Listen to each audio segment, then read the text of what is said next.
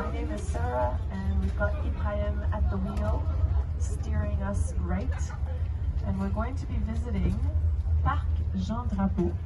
So Parc DRAPEAU actually consists of two islands. So the first island, the one that we are on currently, is called Île Sainte-Hélène, or St. Helens Island. How did it come by its name? It was actually the explorer Champlain, Samuel, who's also the one who founded Quebec City. He came all the way here in 1611, and he decided to name the island in honor of his wife. What a romantic guy. Yeah. So it became St. Helens Island.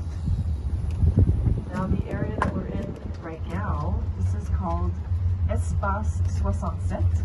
Espace 67, or 67 space, is already a reference to the most important event to ever take place in the park. And that was the World Fair of 1967. We can also call that a universal exposition. So we're going to talk a lot more about the World Fair, but first, I want you all to admire the lovely artwork on the left-hand side of the balade. This red structure, that's actually the Door of Friendship, and it was a gift from Mexico. When we signed the North American Free Trade Agreement, they gave us this lovely gift. It's called the Door of Friendship, and it was done by an artist named Sebastian. You'll see we have quite a few gifts in the park, which reminds me, I can't remember the last time we got a gift from Toronto, so maybe Toronto wants to start thinking about that for our 400th birthday in about 20 years. So here on the left, this is also part of Space 67. This is the Natural Amphitheater. So it's basically just a large space, but here is where we would welcome up to 65,000 people for big concerts. So normally they put the stage over on that end, on the end where you have the view of downtown Montreal, and then you have all these people standing here, dancing, listening to music. So what kind of events do we have? Well, it's big music festivals. The most popular ones are called Oceania. There's also Heavy Montreal, which is for heavy metal music. And then there's also Île Sainte-Hélène. Of course, you can have other types of events. So when the space was inaugurated in 2019, the first concert was actually a classical music concert with the Metropolitan Orchestra. Now, once we've turned here, we're going to have a really good view onto Espace 67, the different elements that compose it. So, if you see on the right-hand close side, you can already see the giant, what I call a giant golf ball, but really it's a geodesic dome, so the giant sphere. And then you see there's kind of a little rounded mountain sort of mount thing with a little tower on top. That is Mont Boulet. And Boulet was just the last name of Helen. So Samuel de Champlain's wife, her full name was Helen Boulet. So the little mountain is called Mont Boulet, or Boulet Mount. And then if we start to look further on the left-hand side of our view, you can see this massive artwork. Looks a bit like a spider, maybe? This particular artwork was another gift, this time from the International Nickel Company of Canada. And when I say nickel, I do mean the metal. And so this company wanted to show off what you can do with nickel. And one of the things you can make with nickel is steel, right? Nickel is a component of steel. So this sculpture is made of steel, and it was to show off the material. It apparently weighs 40 tons, so there's no danger of anyone stealing it at night. It's kind of funny. So we can still see this sculpture, which is called 3 discs. You can see it on the right-hand side of the balade, just a bit above us. What we should be looking at now, though, is on the left-hand side, the view to Montreal. So we can see, obviously, the skyline and Mount Royal, which is the little green mount behind the skyscrapers. But we can also see the river, so the St. Lawrence River. Do you see how fast it's moving? So my recommendation is always not to go swimming in that current, because the Sainte Marie current is actually going at a speed of about 14 kilometers per hour. And if you're not a very strong swimmer, you could very quickly be swept away down to Quebec City. We wouldn't want that. I mean, we do want to go visit Quebec, but not that way. I suggest the train. So if we keep looking though at the skyline, you see the Ferris wheel, the skyscrapers, Mount Royal. So maybe you're curious to know who's the one who named Mount Royal. Well, it was the guy before Champlain. So Jacques Cartier. He came all the way here in 1535. And when he got to this island, the island of Montreal, he couldn't go any further, essentially, because of the rapids. There are rapids on the St. Lawrence River. So he stopped, he got off his ship, and he found that on the island there was a village that was called something like Hochelaga. And with the help of the people of the village, he climbed up to the top of this mount. And when he got there, he named it Mont Royal, or Royal Mount, which, if you think about it for 2 seconds, is actually where we got our name, the name of the city. So Montreal comes from that. So the island that we're on now, for a long time, the only way to get to it was also by ferry, right? And so the little space just up ahead of us, it's going to be on our left-hand side in a few seconds. This is the ferry terminal on the island. So this year, there are no ferries, but they should resume next year.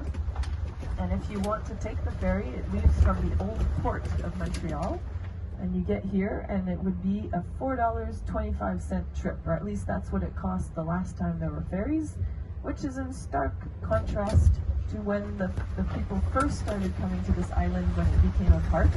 That was at the end of the 1800s, and in those days, a return trip on the ferry was 10 cents. That's called inflation. Now here on the left, we can see there's a lot of traffic. You may be wondering where they're going. They're going to go to Parc, in that large parking lot just to the left of us, and then they will probably be going to the amusement park. So there's an amusement park on the island. It's called La Ronde. Or they might be going to Picnic Electronique, which is a electronic music festival that takes place just over there on the left in the wooded area. On the right-hand side, we also have another work of art. This one is a gift from the Public Transit Authority in Lisbon, Portugal. They gave it to our public transit authority, and the STM said, where are we going to put that? So they gave it to the city of Montreal, who said, this is a good spot. The name of the artwork was Imaginary City.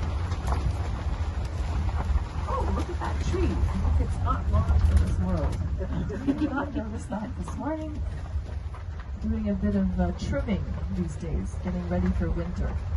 Alright, on the right-hand side, so if you look on the right, you'll see some plastic chairs, orange and yellow, some hanging lights, a little temporary setup. That is actually the Gay Gift, and the Gay Gift is a cafe where people go to have fun with friends and have a drink. So on the menu, there's a vegan snack menu, but there's also wine, beer, and cocktails, and it opens on the weekends at 2 p.m.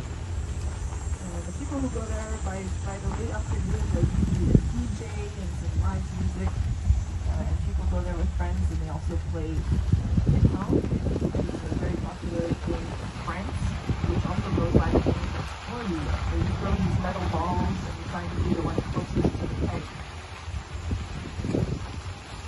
Alright, more gifts.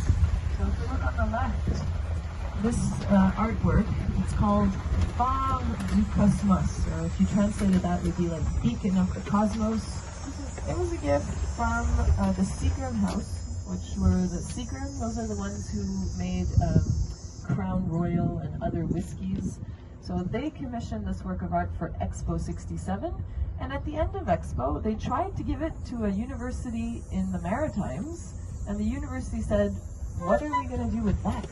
So they gave it to the city of Montreal, and the city of Montreal put it there. Recently, it was restored, and re-released in its location for this fossil If we look on the right-hand side, there's a little sunken garden area there on the right. Today it's quite quiet, but just 2 weekends ago we had some free outdoor circus shows. So I'd like to mention that even though this weekend there's no longer any circus on the island, if you're visiting Montreal and you go to Old Montreal today or tomorrow, if you're still here, there are some free circus shows that are happening around there during the day today and tomorrow. So Montreal is a really big circus town. Alright, now we're going to go back towards where we started, passing by the restaurant here on the right hand side, and on the left we're going to see a building. It's a bit orange in color with a green roof, and that's the Aquatic Complex. So the Aquatic Complex actually started out life as the Bathers Pavilion. They started constructing it in the 1930s as a make-work project.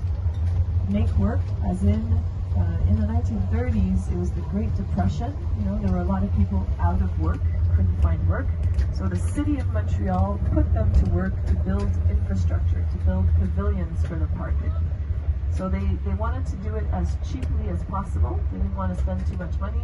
So they got stone from the island. So that stone actually comes from this island, from St. Helens Island. And then what happened after they started construction on the project, it was stalled by the start of the Second World War in the 1940s. So they only really completed it in the 1950s. And by then, instead of just being a bather's pavilion where people were going to go and swim in the St. Lawrence River, they decided to add swimming pools. So it became the first Montreal municipal swimming pool. Alright, now's the time we get to talk about the giant golf ball. So just on the left-hand side, this giant sphere was constructed for the World Fair.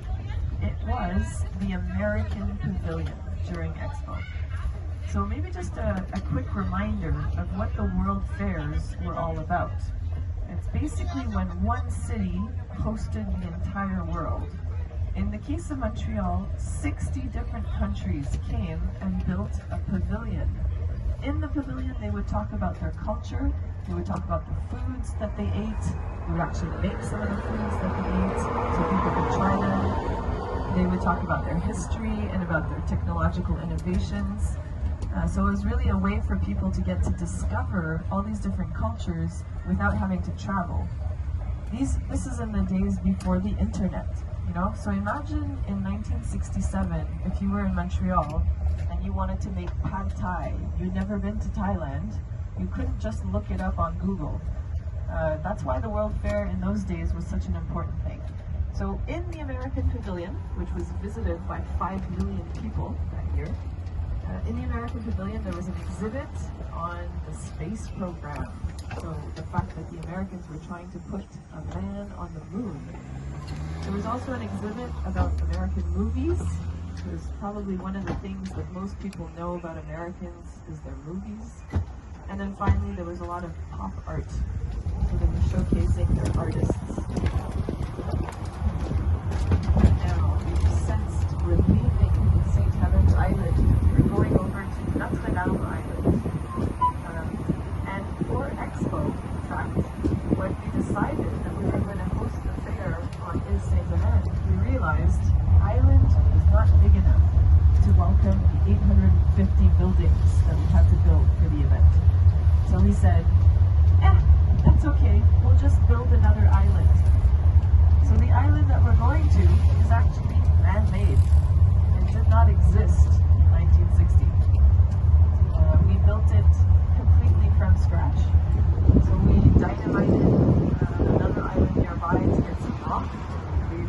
fine. And then we thought we were going to grab dirt from the bottom of the St. Lawrence River and fill it out. It was going to be okay, but actually it wasn't going fast enough because we were on a very tight deadline. So then we said, oh, the people building the subway, maybe they could give us their dirt. And they did. So this island is actually built, about 15 or 20% of it is dirt from the Metro, from the tunnels. But even that wasn't enough, so then we had to go and look at the quarries. There used to be quarries on the island of Montreal, and we got them to give us some of their rocks. And finally, we managed to complete our island in time. So we did it in less than 2 years, and it took 28 million tons of sand and rock and stone. So now that I've said that, I should mention it's perfectly stable, no risk of it collapsing. We should be good. Now if you look left, you'll see the Olympic Basin, and actually there's a race going on. So if you look left, you'll see some rowers going really quickly. So if this is a man-made island, it was relatively simple then to add a basin to it a bit later on. So it was built for 67, and then Montrealers had so much fun hosting the world in 1967, they decided, let's do it again, let's have the Olympics. So we bid for and we won the 1976 Summer Olympics. And for the Olympics, we built our Olympic basin. So we see it's still going on there to the left. It's actually 2 kilometers long. It's 2.7 meters deep. So it's a self-contained Olympic basin. And I'm so happy to see so many people enjoying it today. It really is a fantastic piece of infrastructure, piece of sporting infrastructure. You see the cyclist on the other side of the basin? That will be one of the coaches of the people out on the basin. So normally when they're training, the coaches will cycle along the basin on their bicycles and yell at their athletes. Now something else that you may have picked up on, we're actually already on the Formula 1 racetrack. So the Formula 1 racetrack was also added after Expo, right? So after Expo, a lot of the pavilions and buildings were actually taken down because they were not really implemented to be permanent. So there was a bit more space. And the sponsor, the main sponsor of the F1 race for that, had to decide between Montreal and Toronto for the event. And he decided, yeah, let's do it in Montreal. So we got the F1 race in the 70s. We've had it pretty much every year since then, save now 4 years. 2 of those years were COVID years, so we haven't had the race in the last 2 years. But we should be getting it back next year in June. Every other weekend of the year and during the week as well, this circuit belongs to Montrealers. In the summer, this is where we have cycling. So as you may have noticed, there's a lot of cyclists out today and they're enjoying the beautiful weather. They do take it very seriously, so a lot of them go to their times, see how fast they can go. And other than a few areas where they might have to stop for pedestrians, the track is pretty much all theirs. So it's a great place to come and cycle in Montreal. Now we have another former pavilion here on the right hand side. That's the one with the little yellow flags on top. That was the French pavilion during Expo 67. The other one next to it, the golden one with the box, that was the Quebec pavilion. And I didn't mention this, but Expo was a really, really huge success in Montreal. Everybody pretty much lost their minds in 67. They were just so amazed at all the things they were discovering. They were so sad when it ended that they just didn't want it to end. So what they did is that for quite a few years after Expo, they kind of recreated the fair every summer. It was known as Man in His World. It was a temporary exhibit.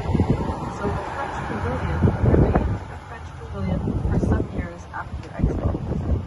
Eventually though, by the 1980s, we were ready to let go and to move on to something else. So we had to figure out what to do with the building.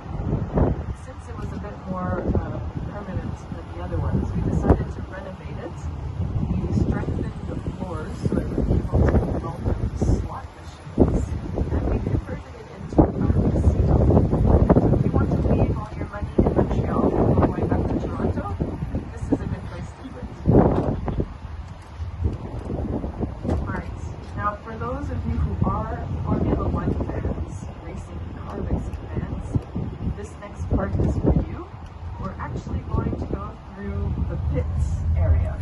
So we were on the track, now we've gone off the track, and if we were Lewis Hamilton or whoever, we would want to come here at least once or twice during the race to replace our tires and get more gas. So the doors that you see on the left-hand side, those are all assigned to the different racing stables during the race, and this is where the cars come to refuel and get their tires changed.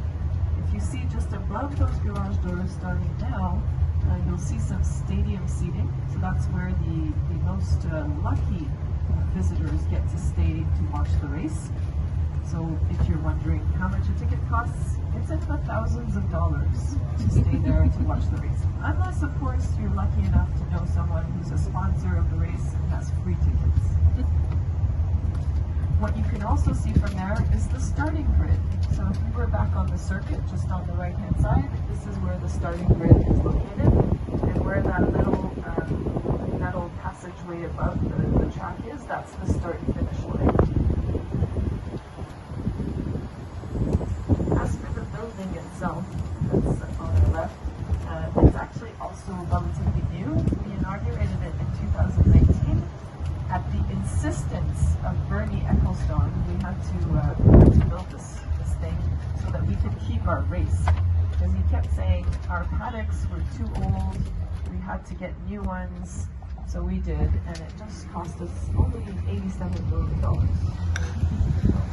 Money well spent. Now, this parking lot is for the people who are going to the beach. Notice the straw hat.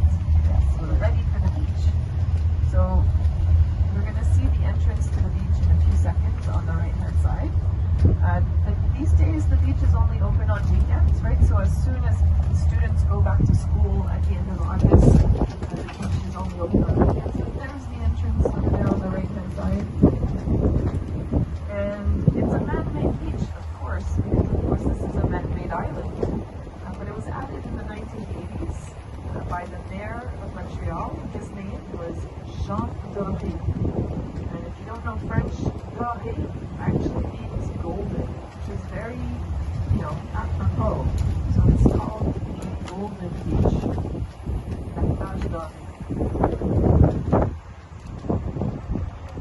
And now we're going to have a really spectacular view as we round this corner onto the basin. So I mentioned the basin is 2 kilometers long. This is the starting line.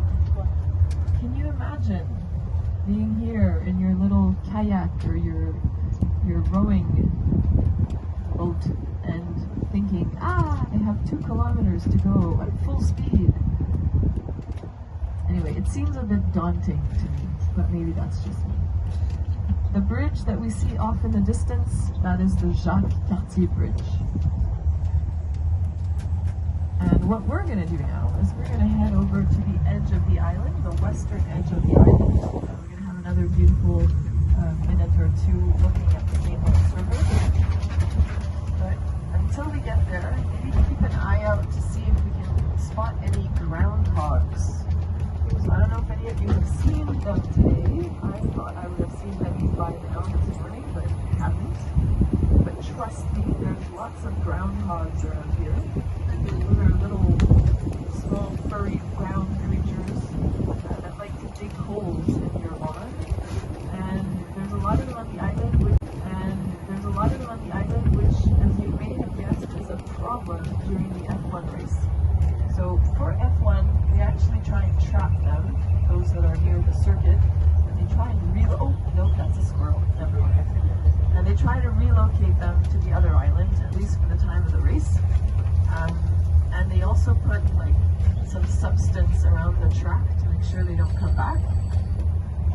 And even with all that, I was very surprised in 2018 when the organizers of Montreal's Formula One race decided to name a mascot for their event. And yes, it's a groundhog. Its name is Room. So, you notice there's a lot of other cyclists here. Do you notice they tend to be a bit different looking? They look more like they're out for a trip, right? They're out for a day, they're out exploring, not so much about speed. So this particular cycle path that we're on is called the Green Road, and it's a series of paths that crisscross all of the province of Quebec. So the Green Road does come onto the islands, and it actually does go even on the circuit, on the Formula One racing circuit. Something else you might be noticing right now is the bridge that we can see through the branches on the left-hand side. And if I'm really quiet, you might even hear the hum. And here it's like, that's actually the sound of the tires on the metal grill that serves as a surface for the bridge. So it's the Victoria Bridge, and it's our oldest bridge in Montreal. It was built in 1860, and it's still going strong. Just goes to show you. They really knew how to make bridges in those days. Now, what you should be doing is waiting to see through the branches, through the fence on the right-hand side. We're going to have a great view onto the beach in the next few seconds. So, there we go. So if you're wondering if they're having fun, looks like it. Yeah. And the other thing you can do at the beach as well is rent pedal boats or kayaks or stand-up paddles, and you can paddle around in the beach, but you can also then take one of the canals that goes down the beach and crisscrosses around on the island. So that's a good activity that's available. And back off the circuit.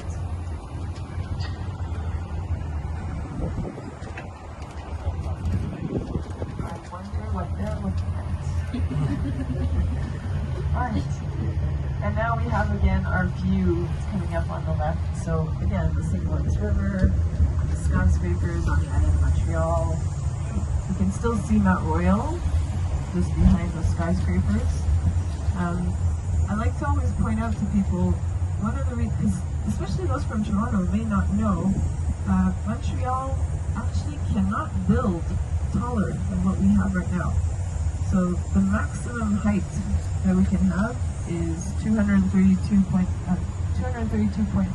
meters above sea level, which is about the exact height of the mountain. So there's a rule in the city that says you cannot build higher than Mount Royal. So even though from this angle it looks like the buildings are taller than the mountain, they're actually not. It's an optical illusion. The other thing we can see from here as well, if you look left, there's this brown building behind the trees. This view is maybe not the best view, but it's actually Habitat 67. It's the building that looks like a bunch of Lego blocks, one on top of the other. And that building was also part of Expo 67. So in fact, that peninsula, or that jetty, was also part of the site of Expo. And Habitat 67 was a way to kind of show us how we might be living in the future. Like, on peut continuer. It was going to show us, you know, how we would be able to live in a densely populated area, literally one on top of the other, yet without losing our privacy. Because each of the apartments has a private terrace, and none of the people can see into other people's living rooms, so it's well organized. At the time of its inauguration as well, it was the only apartment building in Montreal that came with a washer and dryer. So it's still a residential building today, and if you see the apartments go for sale, they're usually, almost always, more than $1 million to buy into that property. So people come from all over the world to see that structure. The The architect, his name is Moshe Safdie, and he became a really famous internationally renowned architect. One of his major projects was in fact the Marina Bay Sands Hotel in Singapore. So for those of you who know the building I'm talking about, it's actually got these two towers, and on the top it's got this like spaceship-looking structure that spans the two towers and has been featured in many different movies. So very famous building in Singapore. Alright, so we're going to cross back over the racetrack again and go and visit one of my favorite areas in the park. And this is where we hosted Les Floralis. So Les Floralis was an international horticultural exhibition. Oh, nice stop. Alright.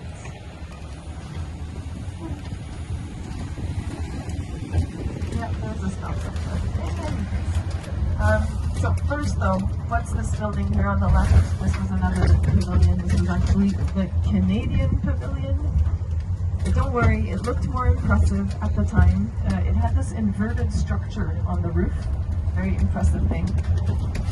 And they just took that off when the Expo was done.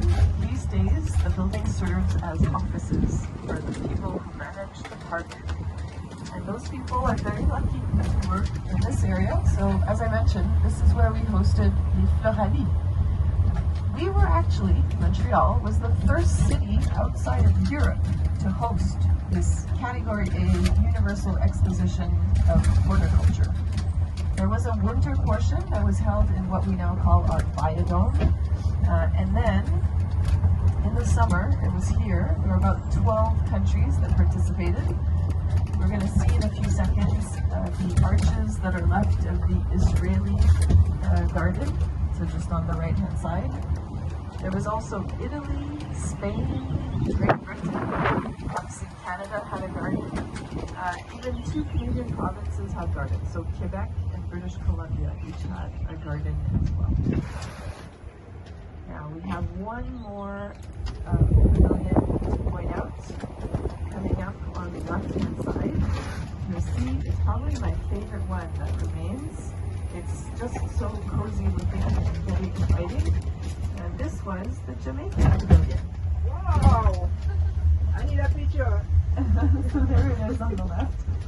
And you'll see it's empty inside because it's actually a space that you can rent. Thank you. So you can rent the Jamaican Pavilion, and as you may have guessed by now, it's very popular for weddings. Wow. So if you come here on a Saturday in summer, often you'll see a wedding party going on in that building. Oh look, somebody's turning the handle for the artwork. So on the right hand side, it's another gift, this time from the city of Paris.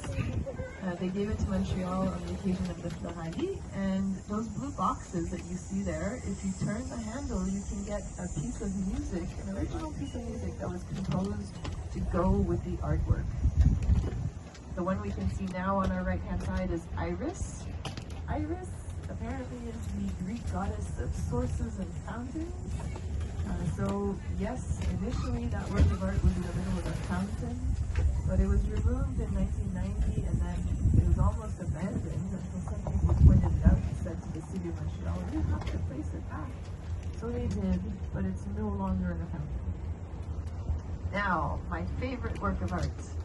This one here on the right is called The Arch. And it's a metaphor, I think, basically for, immigrant communities. So in particular, this one was dedicated to the Chileans, or to Salvador Allende. So we know that in Chile in the 1970s, there was quite a bit of political trauma, and basically a lot of people were persecuted. So a lot of Chileans left their country and came and settled in Montreal. So the tree shows leaving your homeland and coming and creating roots in your welcoming land. The tree is actually not a tree, it's made of concrete, in case you were wondering. So we can tell obviously that this area was a more landscaped area because of the horticultural exhibit. And even though it's already been 40 years since the event, there's still some, a lot of beauty to be had in this area. It's a really popular space for picnics. So if you look on the left-hand side, there's a weeping willow there just next to one of the canals, and it's a really great spot for picnics. We were also a bit concerned at the time, though, when these different countries planted their trees and their shrubs. We thought, are these going to survive our tremendous winters where we have 2 meters of snow and it goes down to -40? As it turns out, the canals sort of create a microclimate that makes it more possible for the plants to survive. So in the park, we do have 16,000 trees and over 100 different tree species. So there's a lot to look at in the way of trees. Oh, some stand-up paddle and some kayaking over there on the right in the canal. And then there's also that little wooden fort structure. Some people might wonder what that is. In fact, it was just something that was built at the end of the 1980s. Once the Expo pavilions had been cleared away, they decided to build that just to create an area where they could have a cafe. So it was called Shaitan, and there was a cafe and a little restaurant there for a while. On the right-hand side, you might see now, is actually a paved area. This isn't all that appealing. So this is where I want to tell you about the fact that we have a new plan for the park. So a new master plan for the next 10 years. And the good news is, even though 29% of the park is actually under tree canopy, so they consider the surface that's covered by trees is about 29%, they still want to increase it.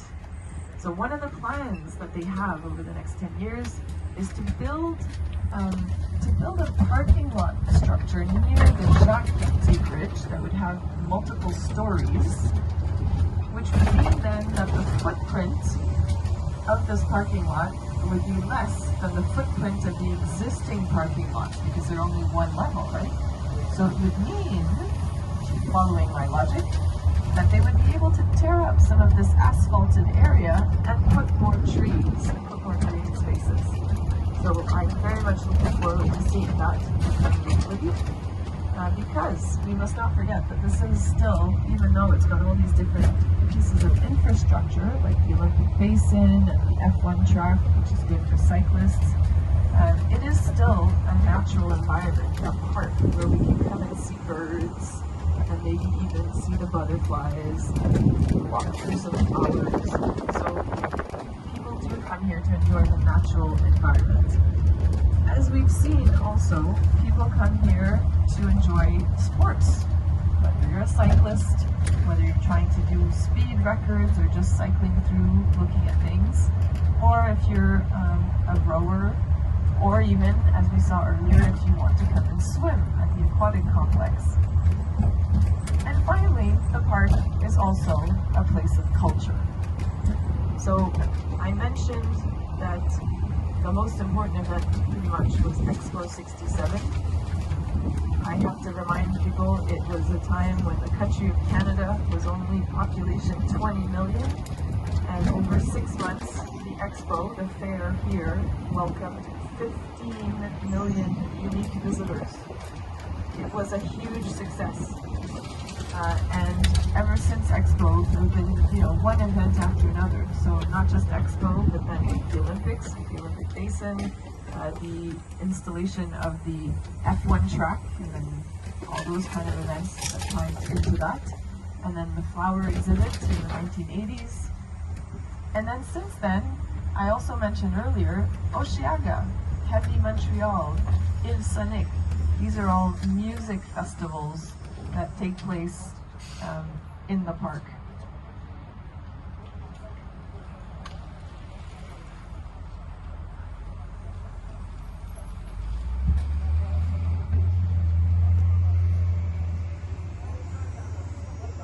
On est en train de faire un tour.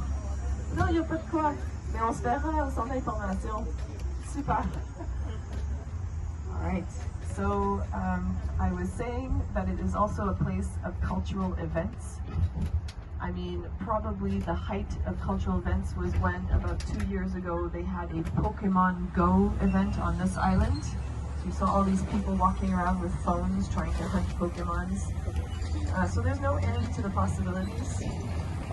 Also, the amusement park, which is over there on the right. If you look to the right at this point, you're going to see the Jamaica Bridge, just on the other side of the bridge, the amusement park. And they started their fireworks competitions in the 1980s. So there's usually something going on at the park any given weekend. There's also a museum, so what I like to call the park, where we can come and see birds, and maybe even see the butterflies, walk through some flowers. So people do come here to enjoy the natural environment. As we've seen also, people come here to enjoy sports. Whether you're a cyclist, whether you're trying to do speed records or just cycling through looking at things, or if you're a rower, or even, as we saw earlier, if you want to come and swim at the Aquatic Complex. And finally, the park is also a place of culture. So I mentioned that the most important event pretty much was Expo 67. I have to remind people it was a time when the country of Canada was only population 20 million, and over 6 months the Expo, the fair here, welcomed 15 million unique visitors. It was a huge success. And ever since Expo, there have been, one event after another. So not just Expo, but then the Olympics, the Olympic Basin, the installation of the F1 track, and then all those kind of events that tie into that. And then the flower exhibit in the 1980s. And then since then, I also mentioned earlier, Osheaga, Heavy Montreal, Il Sonic. These are all music festivals that take place in the park.